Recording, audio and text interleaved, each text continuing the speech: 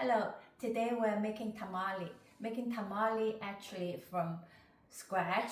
There are 8 steps involved, and today we'll introduce the first step is soaking the corn husk. This corn husk we bought from the store and we soak it. There are 2 ways.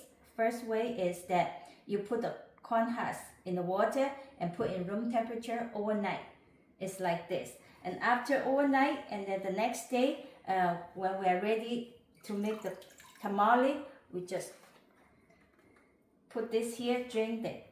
And the second way to solve the corn husk is put in the rice cooker and just cook it.